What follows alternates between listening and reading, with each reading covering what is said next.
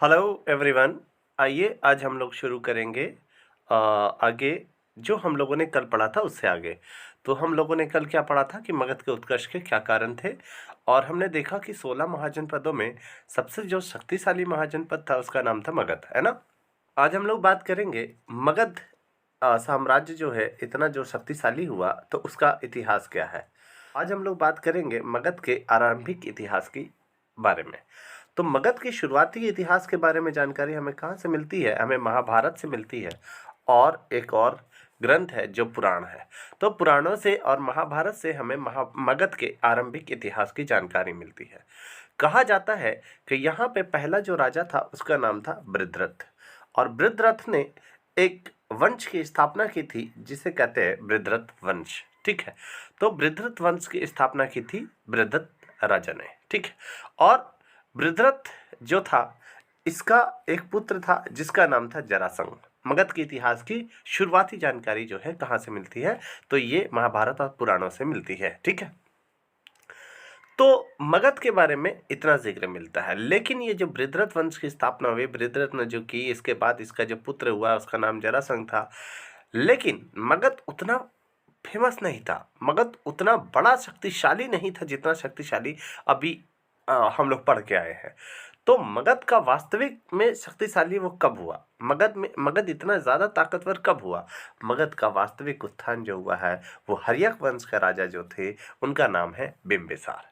तो हर्यक वंश के राजा बिंबिसार, जिनका क्या है समय काल है 544 से 492 ईस्वी पूर्व से शुरू होता है। और हर्यक वंश के राजा जो बिंबिसार थे उन्होंने बहुत जबरदस्त नीति का इस्तेमाल किया और मगध के साम्राज्य का विस्तार किया। उसने युद्ध का इस्तेमाल किया, उसने कूटनीति का इस्तेमाल किया, उसने दोस्ती का इस्तेमाल किया। बहुत सारी नीतियों को अपना करके उन्होंने अपने साम्राज्य का विस्तार किया। ठीक है, जिसमें अवंती और गांधार को भी अपने प्रभाव में ले लिया। अवंती और गांधार जो बहुत काफ़ी दूर थे, ठीक है ना। आखिर अवंती को उन्होंने अपने प्रभाव में कैसे लिया? तो हुआ क्या कि उसने अवंती के राजा जिसका नाम था प्रद्योत, तो ये बीपीएससी में क्वेश्चन पूछा गया है, अवंती के राजा प्रद्योत।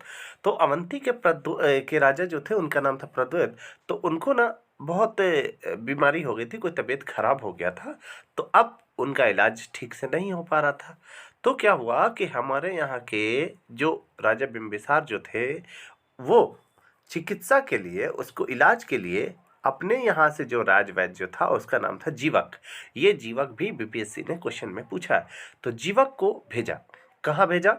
अवंती के राजा के पास। अवंती के राजा का नाम प्रद्योत था, तो उसके पास भेजा अपना राजवैद्य जिसका नाम था जीवक, उसको भेजा। ठीक है, राजवैद्य जीवक को जब भेजा अवंती में, तो इससे क्या हुआ, जो जीवक जो था वो अवंती के राजा को जो था प्रद्योत उसको बहुत बेहतरीन कर दिया। अब इससे हमारी दोस्ती अच्छी हो गई अवंती के साथ। इसी तरह से बिंबिसार जो थे वो मद्र, कौशल और वैशाली के जो लिच्छवी थे उन लोगों के साथ क्या किया? वैवाहिक संबंध स्थापित किया, विवाह किया। तो वैवाहिक संबंध स्थापित किया जिसमें अभी हम बात करेंगे कि कौशल की राजकुमारी जो थी, तो कौशल की राजकुमारी से शादी किया था हर्यक वंश के राजा ने।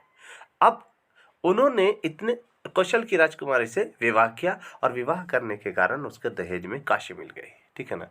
बिंबिसार ने अंग पर आक्रमण किया था, और बिंबिसार ने अंग पर आक्रमण किया, वहां का राजा जो था उसका नाम था ब्रह्मदत्त। तो बिंबिसार जब अंग पर आक्रमण करता है, वहां का राजा ब्रह्मदत्त को हराता है और अंग को अपने साथ मिला लेता है। अंग भागलपुर वाला क्षेत्र हमने बता दिया इसको। तो अंग को अपने मगध में मिला लेता है। पिता जैसे होंगे वैसे ही पुत्र बनेगा। तो बिंबिसार का जो पुत्र था उनका नाम था अजातशत्रु। अजातशत्रु का समय काल आपको ये दिखेगा 492 ईस्वी पूर्व से 462 ईस्वी पूर्व तक के। ठीक है, लगभग 30 साल। तो अजातशत्रु जो है वो क्या किया अपने पिता के बाद, और वो मगध साम्राज्य का प्रमुख राजा बन गया, यानी राजा बना। ठीक है, अब ऐसे कहा जाता है कि अजातशत्रु ने अपने पिता की हत्या करके वो राजा बना। ठीक है, जैसे भी बना, मुझे उससे क्या मतलब है। ठीक है, लेकिन राजा बना आखिरकार। अब आगे उन्होंने मगध साम्राज्य का विस्तार किया, बहुत तेजी से विस्तार किया। और इनका जो था पहला संघर्ष जो हुआ वो कौशल के साथ हुआ। कौशल, देखिए कौशल में इन्होंने इससे पहले जो बिंबिसार थे उन्होंने शादी भी की थी। तो पहला संघर्ष इनका कौशल के साथ हुआ, लेकिन अंत में जो थे वो दोनों राज्यों में दोस्ती हो गई अच्छी सी। और अजातशत्रु का सबसे महत्वपूर्ण युद्ध के बारे में बात किया जाए तो वो था वैशालियों के साथ, वैशाली के लिच्छवियों के साथ उसका युद्ध हुआ था। तो अजातशत्रु का सबसे महत्वपूर्ण युद्ध था वैशाली के लिच्छुओं के साथ हुआ था, ठीक है ना। और इस युद्ध का संचालन करने के लिए इसने गंगा के दक्षिण में, कहा गंगा के दक्षिण में पाटलीग्राम जैसे एक बहुत बड़ा नगर बनवाया था, बहुत बड़ा दुर्ग बनवाया था, किला बनवाया था। और यही स्थान बाद में मगध की राजधानी बना और पाटलिपुत्र के नाम से विख्यात हुआ। यही जो था वो पटना कहलाया। तो उन्होंने युद्ध संचालन के लिए गंगा के दक्षिण में पाटलीग्राम जो एक गांव था वहां पे एक बहुत बड़ा किला बनवाया था। और यही जो किला है वो बाद में मगध की राजधानी बन गई और पाटलिपुत्र के नाम से ये फेमस हो गया। वैशाली के साथ मगध का संघर्ष अक्सर लगातार चलता था, आखिरकार जिसमें मगध हमेशा या अक्सर जैसे जीतता आया है हमेशा से वैसे ही जीत गया मगध, ठीक है।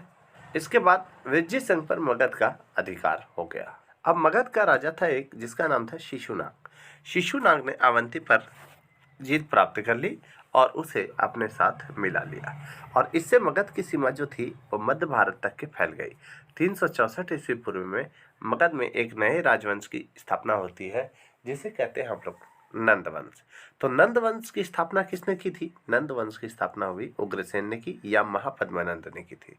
उसके समय में मगध की सीमा बहुत ज़्यादा विस्तार हो गया था। और नंद वंश भारतीय इतिहास में पहला ऐसा राजा है, पहला ऐसा साम्राज्य बनाने वाला है जो साम्राज्य निर्माता के रूप में विख्यात है। यानी कि प्रथम साम्राज्य निर्माता के रूप में कौन फेमस है? नंदवंश, भारतीय इतिहास में। मगध के अंतर्गत पंजाब से लेकर पूर्व का संपूर्ण भारत, मध्य प्रदेश, कलिंग, गोदावरी, महाराष्ट्र और मैसूर ये आ गए थे। यानी मगध के अंतर्गत पंजाब से लेकर के, पंजाब से पूर्व से लेकर के मध्य प्रदेश, कलिंग, गोदावरी नदी का पूरा एरिया लगभग, ठीक है। इसके अलावा महाराष्ट्र, मैसूर ये सब आ गया था। कहते हैं इतिहासकार एक प्लिनी है, प्लिनी मगध के बारे में लिखते हैं और कहते हैं कि अगर शक्ति के बारे में बात किया जाए, अगर ताकत के बारे में बात किया जाए तो पूरे भारत में सबसे बेहतरीन, सबसे जबरदस्त ताकतवर, सबसे श्रेष्ठ जो थी वो पूर्वी प्रदेश थी जिसकी राजधानी थी पालीब्रोत। क्या नाम है? पालीब्रोत। महापद्मानंद के उत्तराधिकारी उसके जैसा बढ़िया नहीं मिला और इसलिए उनकी शक्ति धीरे धीरे कमजोर होने लगी और आखिरकार एक बेकार सा शासक आ गया। वो राजा था जिसका नाम था धनंद।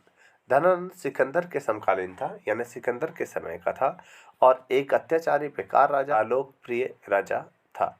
इसलिए चंद्रगुप्त मौर्य ने 321 ईस्वी पूर्व में सत्ता हत्या कर मगध में एक नए राजवंश। अब क्या किया कि सिकंदर, धनानंद जो था बड़ा अत्याचारी राजा था, तो उसने क्या किया कि सत्ता को हथिया लिया। किसने? चंद्रगुप्त मौर्य ने 321 ईस्वी में, और एक नए राजवंश की स्थापना की जिसे मौर्य वंश कहते हैं, ठीक है।